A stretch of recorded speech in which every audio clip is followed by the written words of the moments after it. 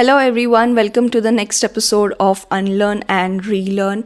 आज के वीडियो में हम ये डिस्कस करने वाले हैं कि आपका ईगो आपकी ग्रोथ होने से रोकता कैसे है। हमने हेल्दी ईगो के बारे में इस चैनल पर काफ़ी बात की है, जैसे हेल्दी आइडेंटिफिकेशंस का होना बहुत ज़रूरी है, आपके बाउंड्रीज़ का होना बहुत ज़रूरी है, जहाँ पर people are crossing a limit of disrespect and you need to stand up for yourself. Healthy ego बहुत ज़रूरी होता है। जैसे अगर आपको पता ही नहीं है कि मैं यहाँ चैनल पर क्या करती हूँ, I am a life coach and I help people gain authentic confidence so that they are able to live their life naturally and happily and successfully. तो फेक होने की आपको ज़रूरत नहीं है। ये मैसेज देने के लिए मोस्टली मैंने ये चैनल शुरू किया है और काफ़ी डरते डरते किया था, right. So this is a part of my whole ego कि मेरे अंदर ये भी था कि एक ऑथेंटिसिटी का मैसेज देना है और मेरे अंदर डर भी था। All of this is ego, right, कि आप कौन सी चीज़ों से आइडेंटिफाई करते हो। पर अनहेल्दी ईगो क्या है? अनहेल्दी ईगो में बहुत सारे पैटर्न्स होते हैं, बहुत सारी आइडेंटिफिकेशंस होती है आपकी, जो आप ज़बरदस्ती पकड़ के रखने की कोशिश करते हो। You very rigid and stubborn about it, और ये स्टबर्ननेस और ये रिजिडिटी ना सेशंस में भी दिखकर आती है और ये आपको ना आगे नहीं बढ़ने देता, ये आपको चेंजेस नहीं करने देता। जैसे जब भी मैं जिम से आती हूँ ना, तो समर के टाइम पर अगर आप देखो तो सारे जो पेड़ है वो सूखे हो गए होते हैं, उसमें छोटी छोटी बस लाइट ग्रीन पत्तियाँ होती है। बट बारिश होने के बाद if you see that the whole forest like scenario is created, सारे जो पेड़ है वो डार्क ग्रीन हो चुके हैं, बहुत सुंदर सुंदर फूल आए हैं उस पर। तो अगर नेचर के अंदर इतने ट्रांसफॉर्मेशंस होते हैं और इतने चेंजेस होते हैं, तो हम हमारे अंदर ये चेंजेस होने क्यों नहीं देते हैं? ये बहुत बड़ा क्वेश्चन है। और इसीलिए लोगों को प्रोफेशनल हेल्प की ज़रूरत पड़ती है, चाहे it is working with a coach for your growth और whether it's working with a therapist for your past healing. इसकी ज़रूरत इसलिए पड़ जाती है क्योंकि हमने ईगो में क्या होल्ड करके रखा है, इसको अनपैक करना बहुत ज़्यादा ज़रूरी हो जाता है। जैसे मैं आपको एक छोटी सी स्टोरी बताने वाली हूँ, और ऐसे ही हमारी लाइफ में जब डिसअपॉइंटमेंट्स ट्रिगर होते हैं, जब कोई चीज़ आपके हिसाब से नहीं होती है, that is the point you are going to learn some lessons where you can drop a part of your unhealthy ego. This whole life is about coming out of old identities, embracing the new ones, and एक बार जब वो new identity का भी काम ख़त्म हो जाता है तो embracing then a newer identity।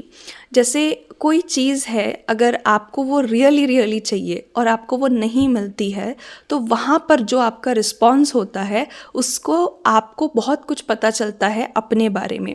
जैसे मैं कॉलेज में ऑलरेडी एक बहुत अच्छी पोजीशन पे थी, थर्ड ईयर में। आप ऐसे समझ सकते हो हमारी कॉलेज की सबसे पावरफुल पोजीशन पर मैं थी। पर मुझे लगा कि मुझे और टाइटल्स की ज़रूरत है क्योंकि मुझे कंट्रीब्यूट करना है, मैं इतनी एक्सपीरियंस्ड हो चुकी हूँ। So I need more exposure, I need more opportunity. और मैंने अप्लाई भी किया एक न्यू क्लब के लिए जो बन रहा था, और मुझे सेकंड हाईएस्ट पोजीशन मिली, मुझे हाईएस्ट पोजीशन नहीं मिली उस क्लब में। तो मैं बहुत डिसअपॉइंट हो गई और मैं अपने टीचर के पास गई, प्रोफेसर के पास गई जो वो क्लब के हेड थे, और मैंने उनसे पूछा कि आपने मुझे क्यों नहीं दिया? आपको पता है कि मैं बहुत ज़्यादा एक्सपीरियंस्ड हूँ देन द पर्सन जिनको आपने पावर दी है, ओनरशिप दी है, तो आपने मुझे क्यों नहीं दी और मैं क्या लैक करती हूँ? तो उन्होंने मुझे बोला कि it is not about what do you lack, because you have a lot of experience. सही बात है, पर तुम्हारे पास ऑलरेडी एक बहुत बड़ी रिस्पॉन्सिबिलिटी है। अगर मैं और एक रिस्पॉन्सिबिलिटी ऐड कर दूंगा like of the main ownership, तो ना तो तुम पूरी तरह से एनर्जी दे पाओगी उस चीज़ को, ना तो इस कमेटी को कंप्लीट बेनिफिट होगा जो न्यू कमेटी बन रही है।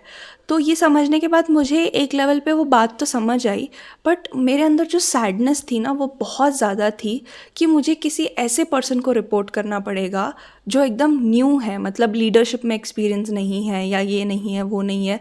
तो मैंने अज्यूम कर लिया कि मैं ही इस पोजीशन के लिए बेस्ट लीडर थी और वो पर्सन नहीं था। और ये मैंने कैसे अज्यूम किया? Just on the basis of कि एक्सपीरियंस है या नहीं है, और ये कंक्लूजन की वजह से I was very disappointed. But I took some time, उसके बाद मुझे पता चला कि हाँ ये मेरा दोस्त ही है जो बना था, तो I need to support this person. तो मैंने कोई ऑपोजिशन पार्टी वाली हरकतें नहीं की कि जानबूझ के मीटिंग्स में ज़्यादा उससे ज़्यादा बोलना या उसके डोमिनेट करना एंड ऑल ऑफ दैट। क्योंकि जब आप कंपेटिटिव होते हो और you want to prove that you are best, तो आप ऐसी हरकतें करने लगते हो अननोइंगली।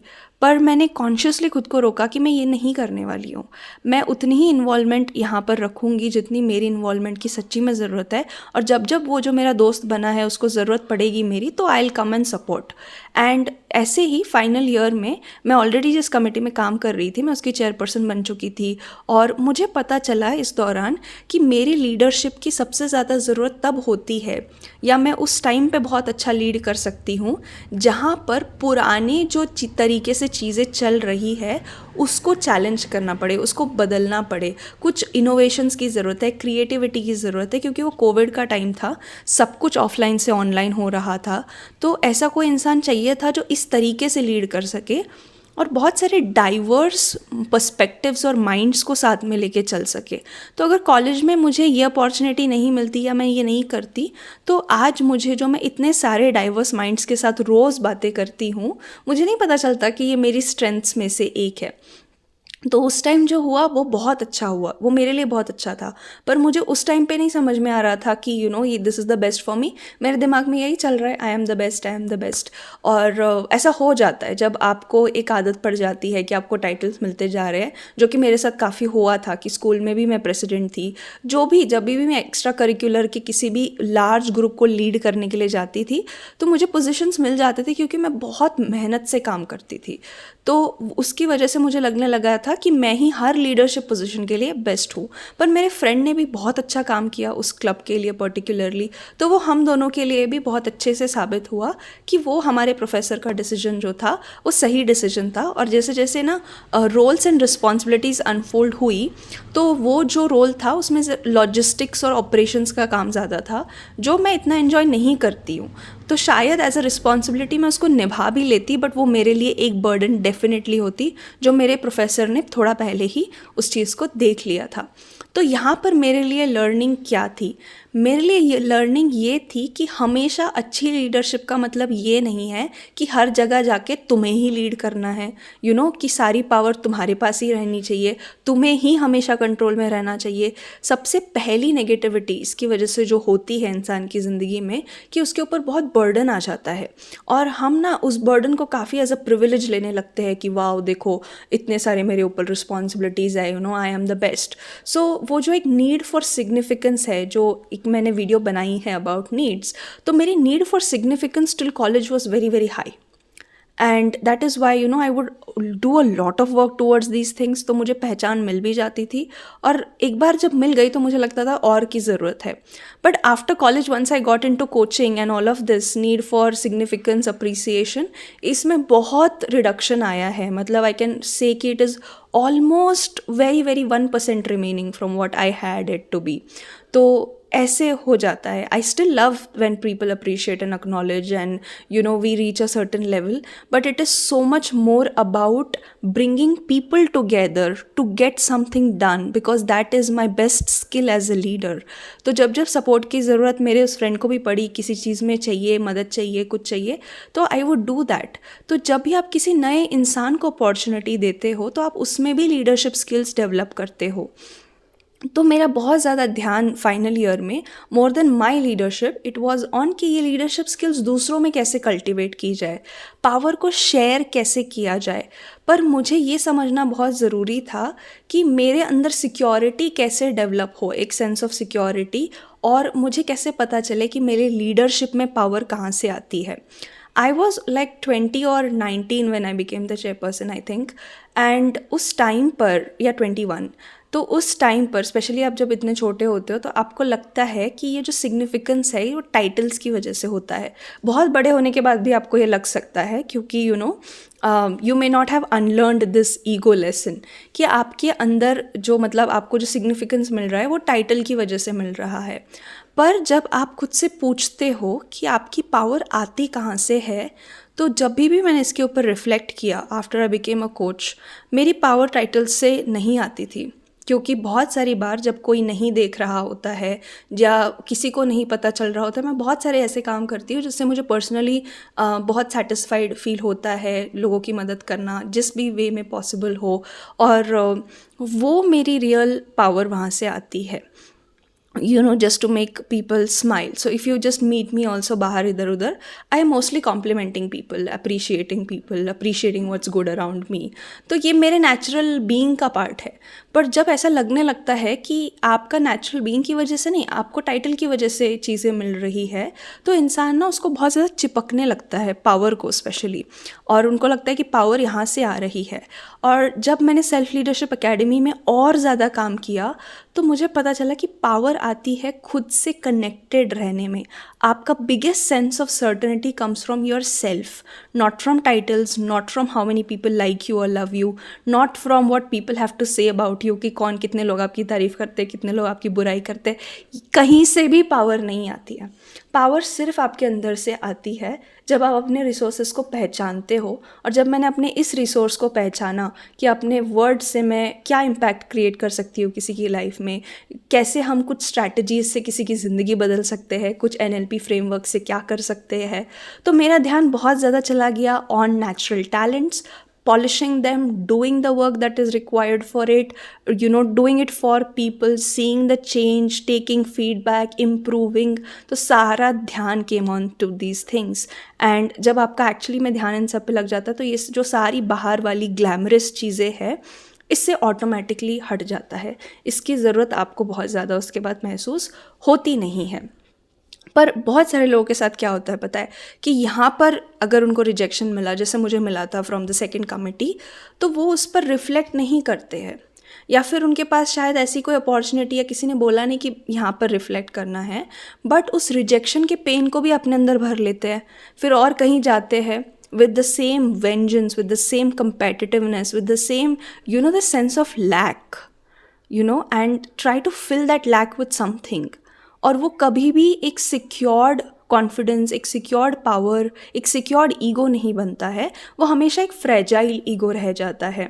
जब आप खुद को प्रूफ करने के लिए या फिर ये बताने के लिए कि I am better than others, इसके लिए काम करते हो, तो आपकी ईगो में फ्रिजिलिटी रहती है और वो आपको ग्रो नहीं करने देता. वो आपको एक्सेप्ट नहीं करने देता कि है तुम्हारी लीडरशिप इधर अच्छी है, वो लॉजिस्टिक्स वाले जो काम है वो कोई और तुमसे अच्छे कर सकता है. तो ये चीज़ को हमारा ईगो एक्सेप्ट ही नहीं करता. और क्या मैं चाहूँ तो क्या लॉजिस्टिक्स के काम नहीं कर सकती? कर सकती हूँ. पर अगर मैं अच्छी हूँ किसी चीज़ में और उससे इम्पैक्ट और ज़्यादा होता है, तो why don't I delegate it. इसीलिए लीडरशिप एक ऐसा आर्ट है, not just a science but an art, जो बहुत लोगों के समझ में नहीं आता है. You need to get people whom you can delegate things to, give them also the significance, उनको भी इम्पोर्टेंस दो, उनको भी पावर दो. अगर वो कुछ गलतियाँ करते हैं तो उनके साथ पेशेंटली डील करो, उनको सिखाओ. ये नहीं कि क्रिटिसिज्म कर करके तुम अपना ईगो बढ़ाने के लिए उसको बता रहे हो बार बार कि तुम कितने खराब हो. This is the worst kind of leader that you can become, where your self-esteem is built from robbing self-esteem from other people, and hence you really need to get a secured sense of self. तो जब भी आपका ego आपको ये बोलता है कि मुझे सब कुछ आता है या मैं ही बेस्ट हूँ, तब बहुत ज़रूरत है ये चेक करने की कि मैं किन चीज़ों में बेस्ट हूँ, मैं सच्ची में किन चीज़ों में अच्छी हूँ, या कौन सी चीज़ें या स्किल है जिसके लिए मुझे सच्ची पहचाने जाना है. और अगर कोई चीज़ मुझे नहीं आती है तो I want to develop the humility to learn it. ठीक है. तो ये जो ब्लैक एंड वाइट थिंकिंग है जो डेवलप हो जाती है कि either I have to be the best at it, वरना मैं उस चीज़ को करूँगी ही नहीं, इस चीज़ को छोड़ना पड़ता है. If you really want to grow, you have to learn to be in the grey area where you are still learning. अब ये होता कैसे है? Why does this happen? Why does black and white thinking get developed कि इधर मैं करूँगी तो बेस्ट ही करूँगी, वरना मैं करूँगी नहीं. क्योंकि मेरा सबसे ज़्यादा जो बड़ा फियर था ना, it was a fear of being criticised. It was the fear of being told that you are not good enough, कि तुम कितनी बकवास चीज़ें करती हो एंड ऑल ऑफ दैट. जबकि मैं ऐसी नहीं थी. मैं बहुत सारी चीज़ें बहुत ही अच्छे से करती थी और मुझे मोस्टली जो मिलता था वो अप्रिसिएशन मिलता था इन सारी चीज़ों के लिए. बट वो एक फ़ियर था कि कोई मुझे क्रिटिसाइज़ ना कर दे, क्योंकि उससे ना वो मेरी जो इमेज है कि मैं सब कुछ बहुत अच्छे से करती हूँ वो ख़राब हो जाती. कहाँ ख़राब हो जाती, मेरे मन में ख़राब हो जाती। पर जब मैंने एक्सेप्ट कर लिया ना, बहुत मिस्टेक्स मैं ऑलरेडी करती हूँ और बहुत सारी मिस्टेक्स मैं करती रहूँगी।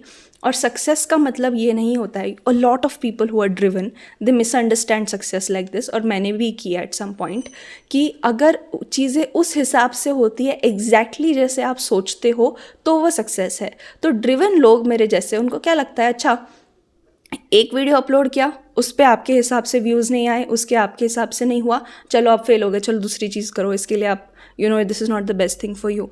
So they think that the result has to come in the one try itself or one go itself. But life has humbled me enough to tell me that you have to experiment, you have to learn from those experiments, and whatever you extract as a learning, उसमें से 3-4 चीज़ें पकड़ लो और उसको लेकर आगे बढ़ो, अच्छा करो, lead in that industry, lead in that area, and take all your learning experience alongside. Okay तो जब आप खुद को इतना एक्सपोजर देते हो, जैसे अगर मैं डर के बैठ जाती, मैं किसी लीडरशिप के लिए जाती ही नहीं, किसी कमेटी के लिए नहीं जाती, बस बंद करके रख देती अपने आप को, जो कि मैं हुई नहीं. I love exposure. सो मैं कभी सीखती ही नहीं ये लेसन्स, और ये लेसन्स लोग 30-40 ईयर्स के हो जाते हैं तब उनको सीखने मिलते हैं in those scenarios. Because I exposed my self early on, मैंने ये लेसन्स जल्दी सीखे हैं, क्योंकि मुझे लगता था मैंने ये लेसन्स भी बहुत लेट सीख लिए. So I was very hard on my self, very critical of my self, specially in that age group. मेरा पूरा teen age I have been like that, very very critical on my self, putting a lot of pressure on my self and saying कि ऐसे ही करना चाहिए, ऐसे ही होना चाहिए, इसके अलावा तो कोई और चीज़ का मतलब सक्सेस होता ही नहीं है. All of that, okay, and all of that had to break so that I can experience freedom, happiness, joy, success, all of it together. So and also having the knowledge of excellence, क्योंकि पता है क्या, हमें बहुत बार लगता है कि जो चीज़ें हमें चाहिए वो एक बार मिल गई ना, तो फिर हम उस चीज़ के पीछे इतना भागेंगे नहीं या उस चीज़ को करेंगे नहीं. एक्चुअल जॉय और सेटिस्फैक्शन आता कहाँ से है? ये जब मैं चेयरपर्सन थी सोशल वेलफेयर एंड डेवलपमेंट की, तभी भी बोलती थी कि your satisfaction will come from your involvement. So if you have 100% involvement into what you are doing, और अगर नहीं है ना कहीं पे involvement, तो थोड़ा अपने आप को experiment करने दो to find the thing जहाँ पर involve होना चाहते हो इतना ज़्यादा, तो आपको 100% satisfaction मिलेगी. कितने सारे लोग हैं पता है, उन्होंने ना पीक सक्सेस टेस्ट कर लिया अपनी इंडस्ट्री में, शायद वो उनकी इंडस्ट्री के बेस्ट ट्रेनर है, कोच है, या बिजनेसमैन है, या जो भी है, कर ली है, पर वो काम अभी भी क्यों कर रहे हैं उसके बाद? क्योंकि उनको उनके काम से ना बहुत प्यार है.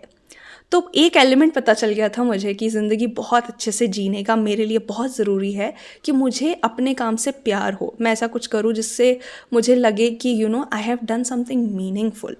So this is how you had to unlearn, like I had to unlearn a lot of things what I knew about being successful, what I knew about being powerful. और अगर आपकी पावर से अगर हमेशा किसी का नुकसान हो रहा है, मतलब आप पावरफुल फील करने के लिए ना हमेशा किसी को नीचे गिरा रहे हो, भले वो इंसान गलती कर रहा है, आप उसकी इंसल्ट कर रहे हो बुरी तरीके से, वो एक एडल्ट है, ठीक है, तो मतलब आपकी ईगो आ रही है किसी और की मतलब पावर रॉब करने से, बहुत अनहेल्दी चीज़ है वो. The moment you learn this and you learn that when you are really powerful, you are also able to light that power in other people. जैसे अगर एक दिया, एक कैंडल है, और एक बाती के पास लेके जाओ तो वो भी लिट अप हो जाती है, right? So that is the power that people with a lot of drive have, जिनको उनकी लाइफ में चेंज करना है, who are here to make a difference. This is what they really have. But society tells you are not good enough, and you start to prove society, and you become like one of those fools who are playing zero-sum games. You really need to understand this and use your power for uplifting others. See you in the next video.